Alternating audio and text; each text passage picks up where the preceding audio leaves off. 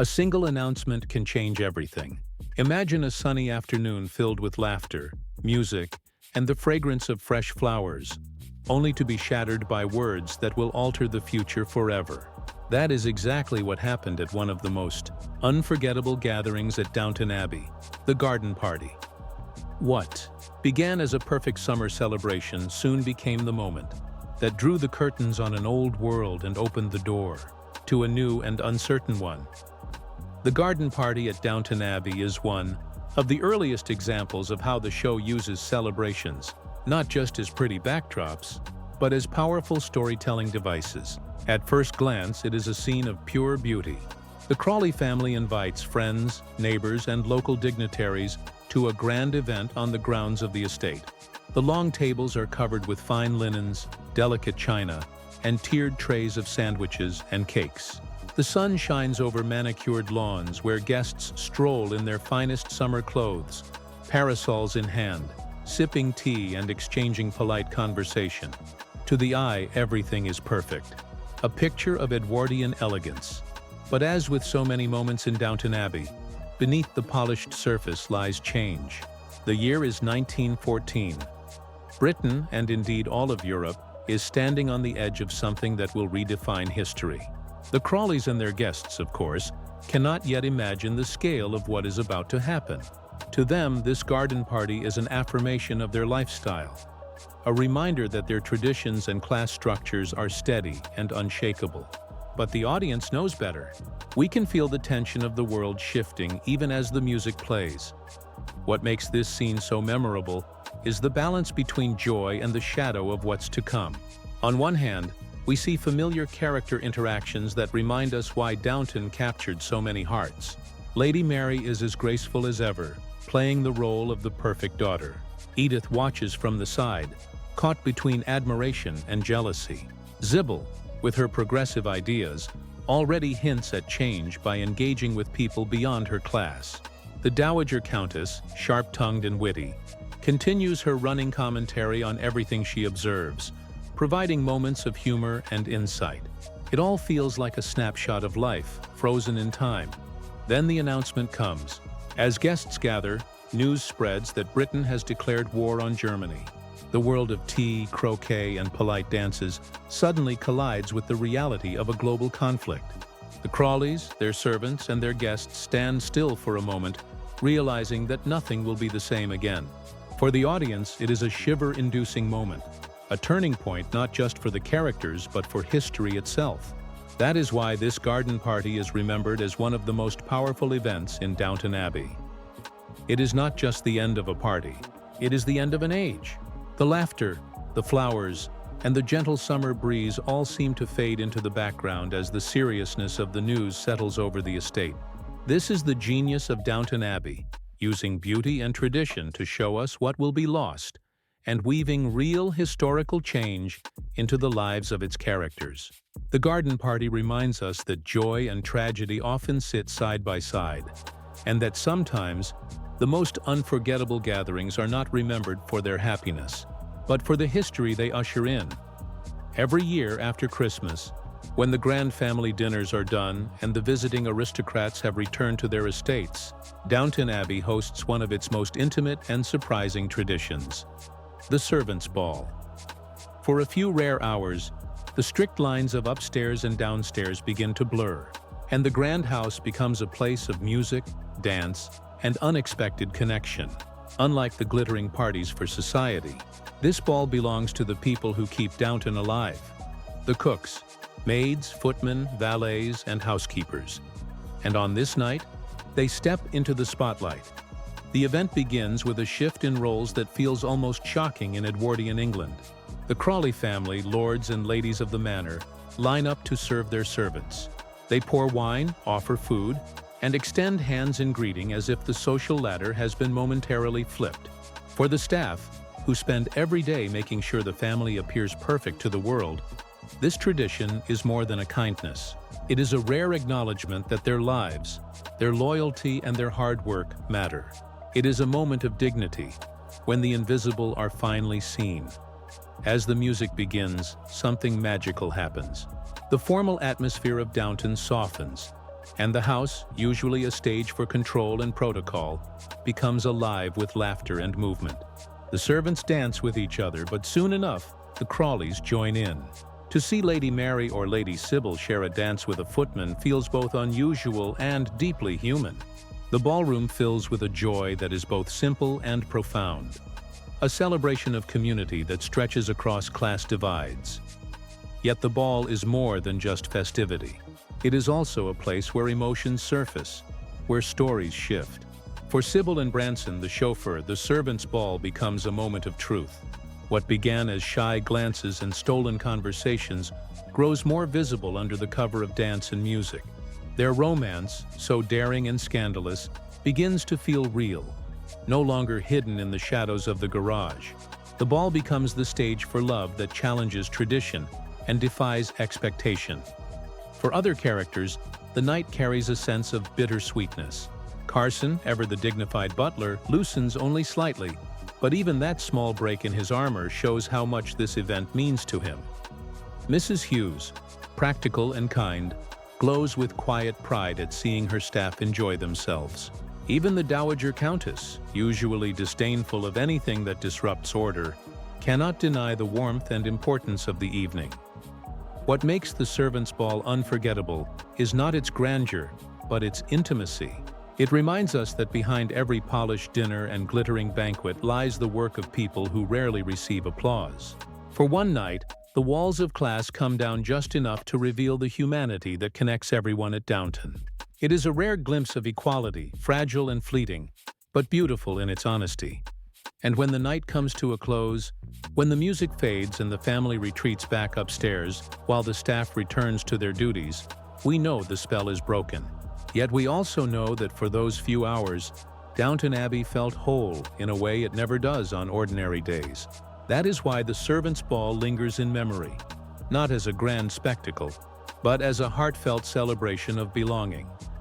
Few moments in Downton Abbey capture the sheer scale of aristocratic life like the royal visit in the 2019 film. The Crawleys are not simply hosting another local gathering or entertaining friends. They are preparing to welcome King George V and Queen Mary themselves. In the world of Downton, no event carries higher stakes. This dinner is more than an evening of food and formality. It is a battle for prestige, a clash of tradition, and a stage where the future of the estate feels like it hangs in the balance. From the very beginning, the atmosphere is thick with tension. The announcement of the royal visit sparks excitement upstairs and chaos downstairs. For Robert and Cora Crawley, the honor of entertaining the monarchs is monumental, a chance to elevate Downton's reputation to dazzling new heights. For the servants, it is a matter of pride. After all, Downton Abbey has always been a symbol of loyalty, order, and tradition. But their pride is quickly tested when the palace staff arrives, intent on taking over. Royal butlers, chefs, and attendants descend on the house, dismissing Downton's beloved servants as unfit to serve their own masters during the visit. What follows is not just a dinner party but a quiet revolution. For Mr. Carson, coaxed out of retirement, this dinner is a personal mission, proof that Downton's way of life still matters. Mrs. Hughes, Mr. Barrow, Daisy, and the others all feel the sting of being sidelined in their own home, but instead of surrendering, they devise a plan. With determination and unity, they reclaim the dinner from the royal staff, ensuring that when the king and queen finally sit down, it is Downton's people who serve them with grace and perfection. The night itself unfolds with grandeur. Candlelight flickers over polished silver and crystal glasses. The king and queen, symbols of tradition and power, sit at the head of the long, gleaming table. The Crawleys look on with pride, their every word and gesture watched closely. The music swells softly in the background, and the courses are served with flawless precision. For the guests, it is an evening of elegance. For the servants, it is a silent triumph, a reminder that their skill, loyalty, and love for Downton cannot be replaced. Yet beneath the glitter, there is something deeper. The royal dinner is not just about food and ceremony. It represents the survival of a way of life. In a world where estates like Downton are fading, where class barriers are shifting, and the old order is threatened, this dinner feels like one last declaration that tradition still holds meaning. For one night at least, Downton Abbey proves itself worthy of royalty. What makes this dinner unforgettable is not only the royal presence, but the struggle behind the scenes. It is a story of pride, identity, and resilience. The audience sees not just kings and queens, but the ordinary men and women who fight to keep their dignity alive. That duality, the grandeur above and the determination below, is what makes the royal dinner one of the most powerful moments in the entire Downton Abbey story. There are few moments in Downton Abbey as dazzling as Lady Mary Crawley's wedding to Matthew. The long-awaited union between the eldest Crawley daughter and the heir of the estate had been built up with years of longing, hesitation, heartbreak, and reconciliation. When the wedding day finally arrives, it is more than a celebration of love. It is a triumph, a social spectacle, and a turning point for both the Crawley family and the house itself. The reception shines with beauty. Guests gather in their finest attire, women in flowing gowns and elegant hats, men in perfectly cut suits. The halls of Downton echo with music and chatter, every corner lit with the glow of candles and chandeliers. The servants, usually invisible during such grand affairs, move like clockwork, ensuring the wine never runs dry and the tables gleam with silver and crystal. For one fleeting day, everything seems perfect. The match is not only romantic but practical, uniting two figures whose marriage secures the future of Downton itself. To the family and even to the estate, it feels as though a storm has finally calmed. Yet even in its brilliance, the reception carries an undercurrent of fragility. The joy between Mary and Matthew, so radiant in that moment, feels almost too good to last. Their story has always been one of highs and lows, misunderstandings and reconciliations, so the audience cannot help but watch with a sense of both delight and apprehension. That bittersweet awareness lingers in the background of every smile, every toast, every dance. The reception also symbolizes something larger than the couple. For Lady Mary, this is not simply a marriage. It is a merging of tradition and modernity. She carries herself with the composure of an aristocratic daughter, but also with the quiet strength of a woman stepping into her own role in a changing world. For Matthew, the wedding represents both love and responsibility. He is not only her partner, but also the one who will help secure Downton's survival in an uncertain future. Together, they embody the hope that old traditions can adapt without breaking. The moment is deeply human too. Amid the glamour, there are soft exchanges between family members, stolen glances, and quiet smiles that remind us these characters are more than titles and duties. Violet, the Dowager Countess, cannot resist sharp but affectionate commentary, her wit as cutting as ever but softened by the occasion. Robert and Cora beam with pride, relieved that their daughter has found happiness. Even the staff, watching from the edges, seem invested in the couple's joy, as though the stability of their world depends on it as well. What makes this reception unforgettable is not only its elegance, but the shadow it casts forward. For viewers, it becomes a bittersweet memory, because we know what tragedy lies just ahead. The beauty of the day, the laughter and dancing, the sense of wholeness, all of it will soon be fractured. That is why the wedding reception lingers so strongly in memory. Not as a perfect fairy tale ending, but as a fleeting moment of light before the darkness arrives. In Downton Abbey, joy is rarely untouched by sorrow, and nowhere is that more evident than in Lady Mary's wedding. The reception is not simply a party. It is a mirror of life itself, radiant yet fragile, timeless yet fleeting. It is a moment that sparkles not just for what it is, but for the heartbreaking reminder of what it cannot hold on to forever. Not every party at Downton sparkles with joy. Some linger in memory for far darker reasons. The house party hosted for Anthony Gillingham in Season 4 begins as a glittering occasion. Guests arrive dressed in shimmering gowns, polished shoes, and pearls that catch the candlelight. The air hums with polite laughter, the kind of practiced charm that fills aristocratic gatherings. To the untrained eye, it seems like another evening of music, drinks, and whispered conversations in the grand rooms of Downton. But beneath the polished surface, something far more sinister is about to unfold. For Anna, Lady Mary's devoted maid, the party should have been a simple duty. managing gowns, attending to details, slipping quietly through corridors while the world upstairs laughed and danced. But this evening is different. Among the guests is Mr. Green, a valet whose easy smile masks a cruel intent. In the bustle of the evening, Anna is separated from her husband, Mr. Bates, and from the safety of the familiar servants' hall. What begins as routine quickly descends into horror. Downton Abbey, usually a symbol of order and tradition, becomes the setting for one of its darkest nights. While the music echoes upstairs, while Lady Mary and her guests glide across the polished floors, Anna is lured away into the shadows. The assault that follows is not shown in detail, but its silence makes it even more chilling. The contrast between the laughter above and the violence below shakes the heart of the story. Downton's elegance, so carefully constructed, cannot hide the fact that cruelty can exist even in the most gilded spaces. When Anna emerges, broken and shaken, the world has shifted. The once trusted walls of Downton feel cold and hostile. The servants' hall, usually filled with chatter and warmth, becomes a place of unspoken tension. She hides her pain, unwilling to bring shame upon herself or the house. But in doing so, she carries the unbearable weight alone. For viewers, this party becomes unforgettable, not because of its glamour, but because of the devastation it leaves behind. This house party also marks a turning point for several characters. For Anna and Bates, it is the beginning of one of their most painful storylines, testing their bond and their resilience.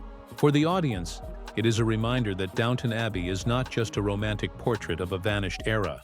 It is also a story about the cracks beneath the surface, the vulnerability of women, the cruelty hidden in plain sight, and the silence that often surrounds suffering.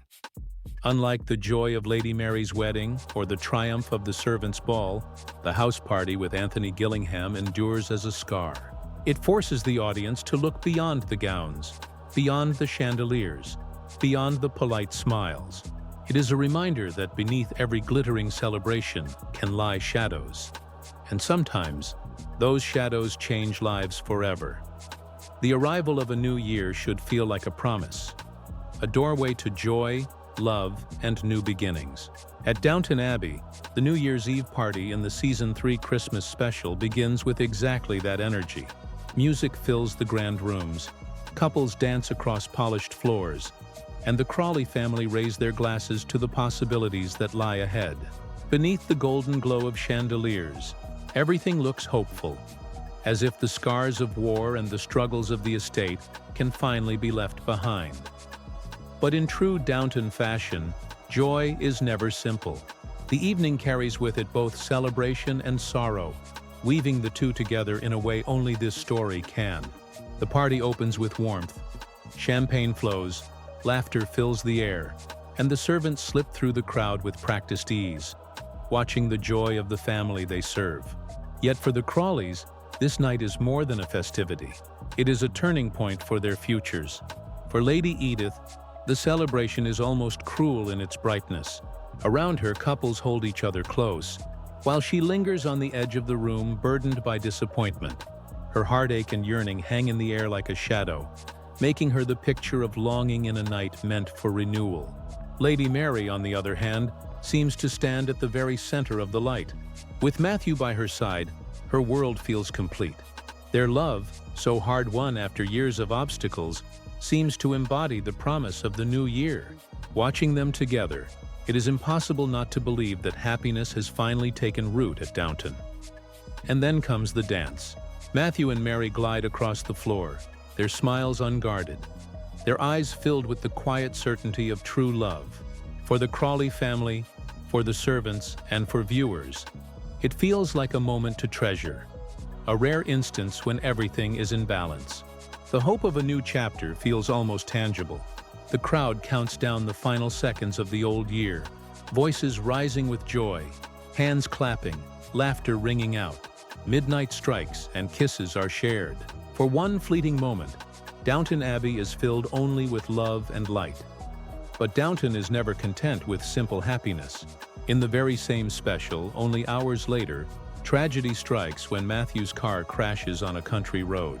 His sudden death, juxtaposed against the hope of the New Year's Eve party, makes the celebration unforgettable for reasons no one at Downton could have imagined.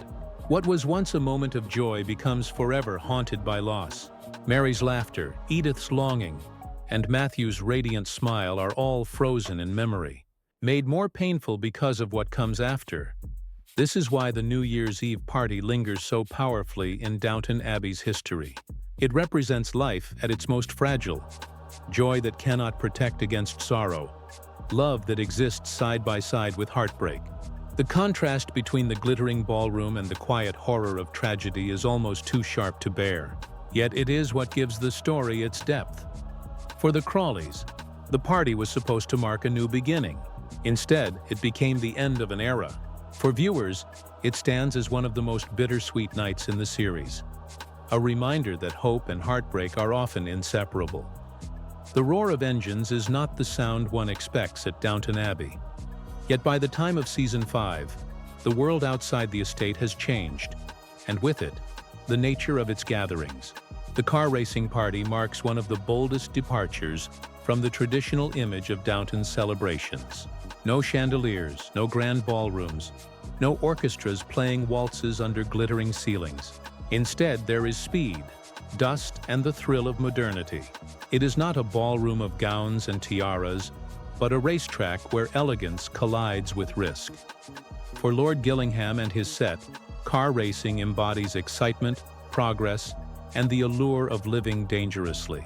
To Lady Mary, the event is a new kind of stage, one that demands she balance her aristocratic composure with curiosity about a world faster, freer, and far less predictable than the halls of Downton. It is at this party that Mary begins to show just how far she is willing to step into modern times. Surrounded by sleek cars and daring men, she is not a passive guest, but an observer on the edge of transformation. The atmosphere of the car racing party is electric. Crowds gather along the track, their cheers rising above the growl of engines. Servants and aristocrats alike watch the spectacle, united in awe of the machines that seem almost alive with power. For a world that has only just emerged from the grip of war and tradition, racing is both a symbol of danger and of hope, proof that life is moving forward at breakneck speed. Yet danger is never far away. In Downton Abbey, every party carries a shadow, and the racetrack is no different. The excitement of the crowd is laced with tension, every sharp turn on the track reminding everyone how fragile life can be. The glamour of champagne glasses and fashionable hats cannot erase the reality that one wrong move could end in disaster. And it is this precarious balance between thrill and tragedy that makes the party unforgettable. Narratively, the car racing party is more than just a spectacle. It reflects the shifting tides of society itself. The Crawleys, once symbols of stability and tradition, find themselves standing at the edge of a modern world that no longer bends to their old rules. The racetrack is a metaphor: speed, progress, risk, and change. All things that threaten the quiet grandeur of Downton Abbey's past. For viewers, the car racing party lingers in memory because it is unlike any other celebration at Downton. It is loud, it is dangerous, it is thrilling, and it is the perfect reminder that even in the most refined of dramas, the future cannot be held back. In the clash of engines and cheers, Downton Abbey shows us that time is moving forward, and with it, so must its people. And so, from garden parties to royal dinners, from servants' balls to racetracks, the parties of Downton Abbey are not merely entertainment. They are reflections of joy, sorrow, power, and change.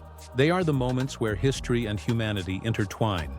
And perhaps that is why these gatherings are not just memorable, but timeless.